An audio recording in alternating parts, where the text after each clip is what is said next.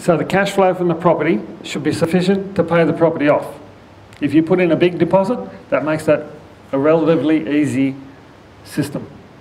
If you put in a small deposit, it can be a lot harder. But the idea is to get the tenant to pay off the loan for you. Does anybody think that's possible or impossible? Possible? Yep.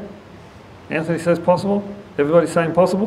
Why the hell don't you do it? What if you're, say, a 30-year-old with 2 young children and you want to... I know your daughter. And you've got one investment property and you want another one, but you haven't got any savings now because you've done all these things.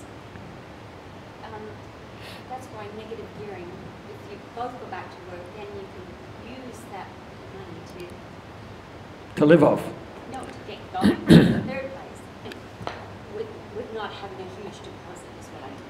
You'd be able to buy more without having a huge deposit. I think the problem of negative gearing is it's convinced people to go off and buy properties that were not necessarily good investments. I'll show some of those later. I'll show a block of units that are quite similar in look from the street, street appeal, worlds apart in price, worlds apart in investment returns, and worlds apart in their future ability to make you wealthy. Yeah, but you've got to have that deposit, is what I'm saying. That's the reason. You don't need a big deposit to do the strategy I'm suggesting. Oh, okay? Don't need a big deposit at all. We'll get there.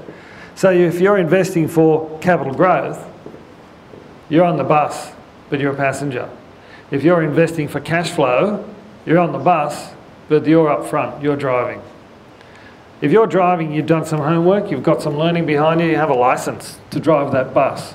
What do you need to be a passenger? Nothing. Just enough to pay the fare, if you're honest. If not, you get off for free. The guy at the front has done some homework. Most people, when they go out and do their investing in property, hey, look at the stock market. A lot of people go in the stock market, they don't do any homework. And then they complain. It's the same in property. If you do your homework, you'll mitigate your chances of making a mistake or being ripped off or paying too much. And really that's what you have to do.